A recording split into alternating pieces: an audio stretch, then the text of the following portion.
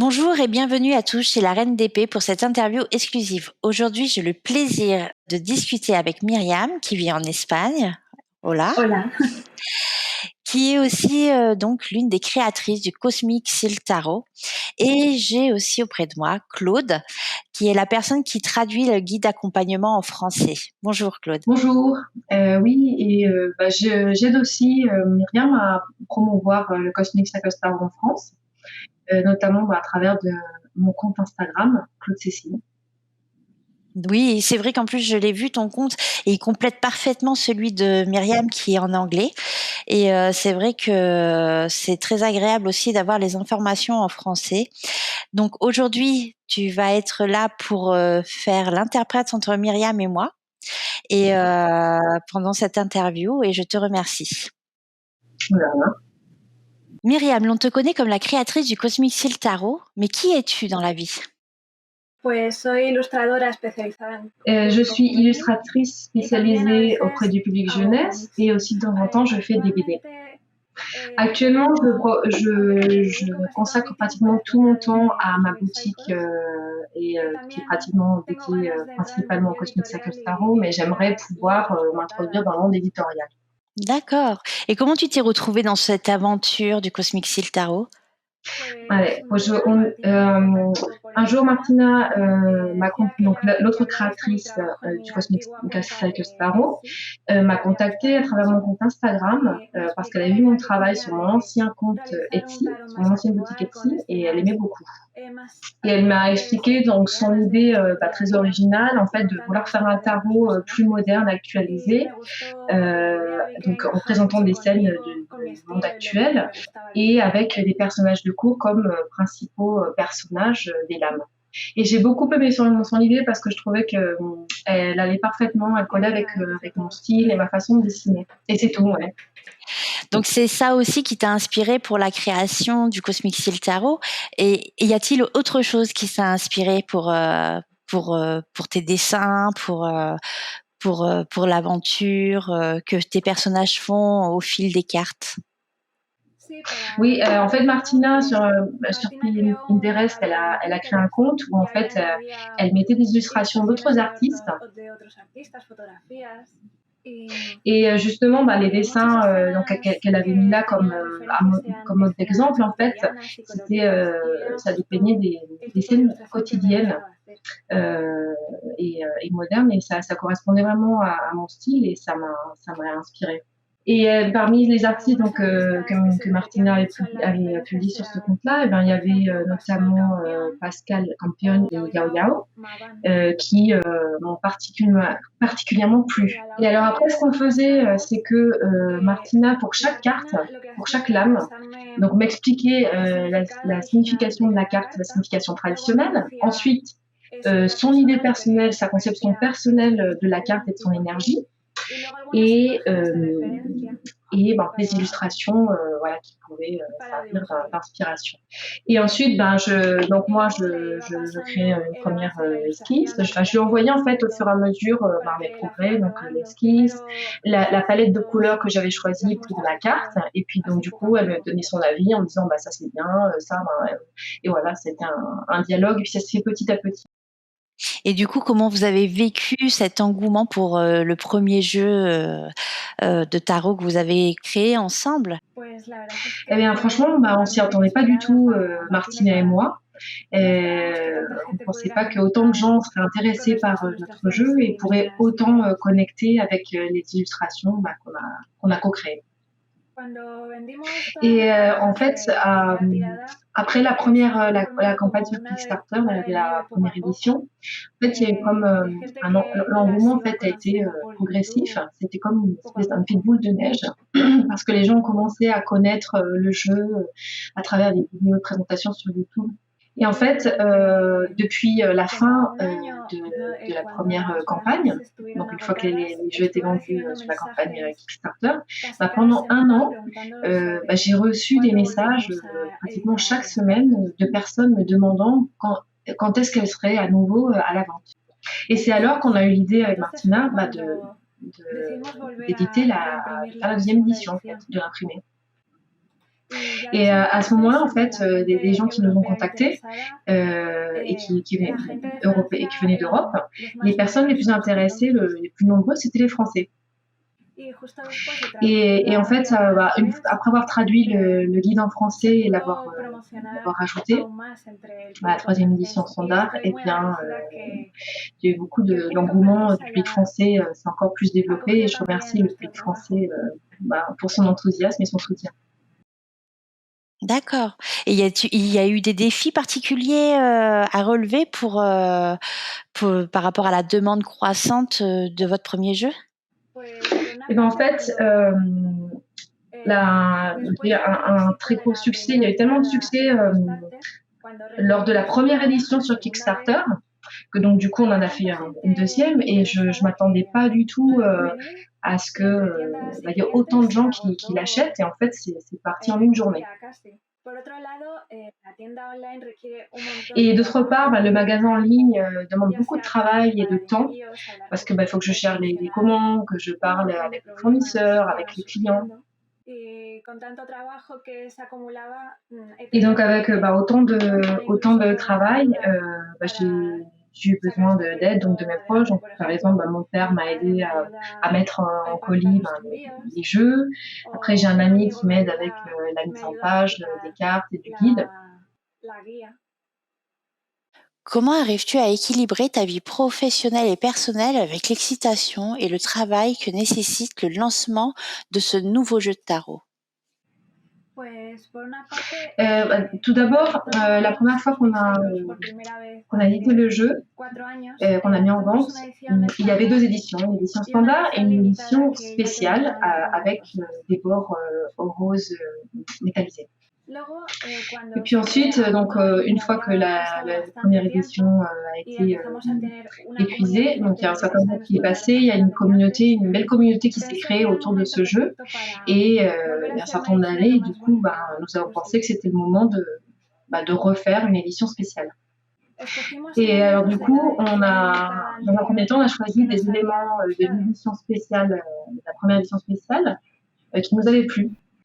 Alors d'abord, un des éléments, ça a été le grammage plus fin, qui, donc selon Martina, qui est habituée à tirer les cartes, a dit que c'était plus facile en fait à mélanger. Et en même temps, on a choisi un papier de qualité supérieure qui ne reflète pas la lumière et qui en plus fait ressortir les couleurs.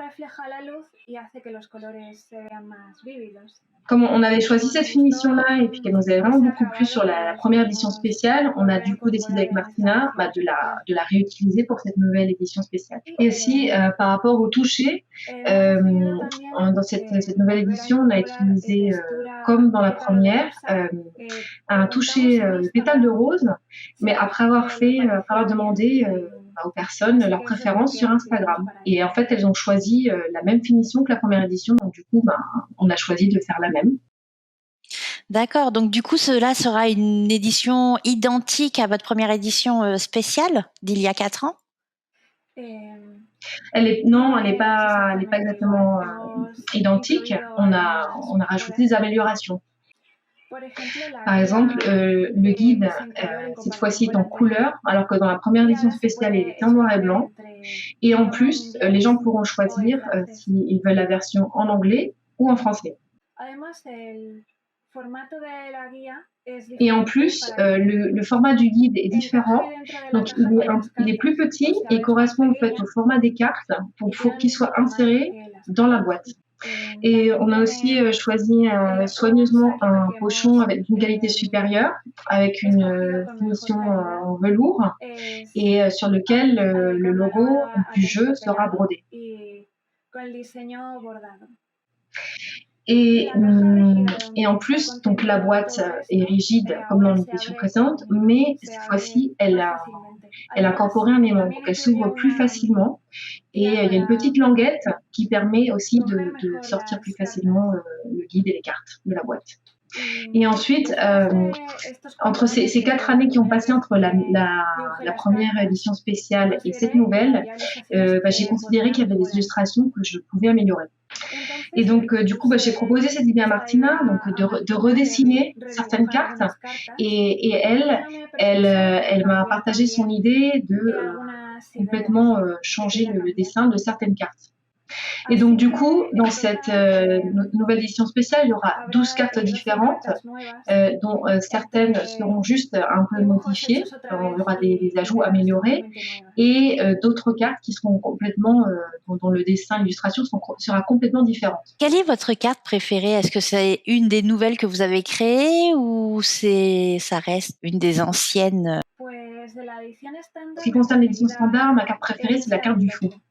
Parce qu'en fait, c'est la première carte que j'ai dessinée et c'est elle qui a marqué le ton, couleur et design du reste du jeu. Et en plus, j'étais vraiment très satisfaite du résultat final de cette première carte et je le suis encore 4 ans plus tard. Et ma carte préférée de la nouvelle édition, c'est celle du valet de bâton. Pour moi, c'est une image très puissante avec l'effet de contre-jour qu'elle a et les couleurs. Et en plus, moi, j'aime bien dessiner des personnages de femmes fortes, comme on peut voir sur cette carte. Vous nous avez parlé de vos 2 packs qui sont actuellement en précommande sur votre site internet. Et quelles sont leurs différences pour aider les gens à choisir celui qui leur conviendra le mieux? Alors tout d'abord, donc les 2 packs ont en commun donc l'édition rose qui contient la boîte rigide avec un aimant, le guide et le pochon. Et le pack complet a en plus un jeu de runes en quartz rose et un tapis de tirage qui reprend notre logo des lunes et des cercles. D'accord, donc les 2 auront la même qualité de carte, avec le même grammage, avec les mêmes prestations de qualité? Oui, en effet, ce sont exactement les mêmes cartes, les mêmes finitions, la même qualité. Les précommandes s'arrêtent le 15 juillet 2023. Quand est-ce que les gens pourront recevoir ce petit bijou chez eux? Et même s'il n'y a pas de retard, ça devrait arriver pour le mois de décembre. Et de toute façon, si jamais il y a un imprévu ou quoi que ce soit, les personnes seront informées à temps. Et donc, pendant tous ces mois, en fait, on va pas arrêter de travailler parce on a pas mal de choses à faire. Et donc, notamment, on est en train de parler avec les fournisseurs pour les runes, je suis aussi en train de concevoir le tapis de tirage. Voilà. Et puis il y a aussi le guide, en fait, on va le modifier, ce qu'on avait dit, on va rajouter des choses, et on va inclure un texte là sur les runes, donc il y a tout ce travail-là à faire, après la traduction du guide en français, et aussi certains designs, pour des éléments surprises qui vont être rajoutés à ces packs. Et donc, bien que tu sois sûrement très occupée, comme tu nous l'as expliqué, pour le lancement de cette nouvelle édition spéciale du Cosmic Circle Tarot, est-ce que tu as un travail, un projet actuellement? Et donc là, justement, en ce moment, je suis en train de travailler sur l'édition d'un calendrier pour l'année 2024 illustré, qui raconte l'histoire de 2 amis qui voyagent à travers l'Espagne et voient un petit peu l'évolution de leur relation au cours de ce voyage. Comment arrives-tu à équilibrer ta vie professionnelle et personnelle avec l'excitation et le travail que nécessite le lancement de ce nouveau jeu de tarot? C'est un petit peu difficile parce que comme tu travailles là où tu dors, comme c'est mon cas, j'ai un petit peu de mal à déconnecter complètement. Mais en fait, moi, ce qui m'aide le plus, en fait, à déconnecter, c'est d'avoir une routine bien marquée. Donc, je commence tous les jours à travailler à la même heure, et puis au bout de quelques heures, j'arrête, et puis je change de pièce pour faire autre chose. Donc, je peux lire un livre, une BD, ou alors je vais me promener. Et alors, ce que je fais aussi, c'est que le week-end, en fait, je me déconnecte du projet du Cosmic Circle Tarot. Donc, je consacre du coup mon temps à d'autres projets. Et puis, je ne regarde pas mes comptes et tout ça pour vraiment me permettre de me ressourcer. Et quel conseil donnerais-tu à quelqu'un qui voudrait créer son propre jeu? Ben, moi, mon principal conseil, c'est que bah, si vous avez une idée, si vous avez envie vraiment, vous croyez dans un projet, enfin, vous êtes passionné par un projet, bah, de vous lancer, de pas hésiter, vraiment d'aller à fond. Et puis en même temps, donc c'est d'une part savoir vraiment confiance en soi et y aller, se pas se poser de questions et y aller. Et puis d'une autre part, par contre, ça requiert un travail constant et puis une bonne planification parce que nous, par exemple, on est deux sur ce projet et on a mis 6 mois à pouvoir créer le jeu. Donc, si la personne est toute seule, ça peut mettre un peu plus de temps. Donc, il faut avoir ça en tête, que voilà, ça se fait dans le temps et que ça demande de la persévérance et un travail constant et régulier. Pour conclure, y a-t-il quelque chose que tu aimerais dire à tes fans et à ceux qui attendent avec impatience cette nouvelle édition spéciale? Bah, en fait, bah, Martine et moi, on vraiment met tout notre cœur dans cette nouvelle édition pour qu'elle soit vraiment spéciale, vraiment très belle et de très bonne qualité. Et en fait, on est en train de créer le jeu qu'on aimerait avoir et qui nous fera vraiment très plaisir et on espère que ça fera autant plaisir aux personnes qui nous ont fait confiance. Et bah, si les personnes qui aiment ce jeu, ben, pouvaient bah, la recommander, en parler à leurs amis, à leurs proches, aux gens qui aiment bah, le tarot, ben, on les remercie d'avance. Et voilà, cette interview est finie. Nous arrivons à la fin de ce voyage dans l'univers du Cosmic Ciel Tarot. Je vous remercie infiniment, Myriam et Claude, pour ce partage authentique et inspirant. Et à vous, chers auditeurs, et on se retrouve très bientôt pour de nouvelles aventures chez la Reine d'Épée.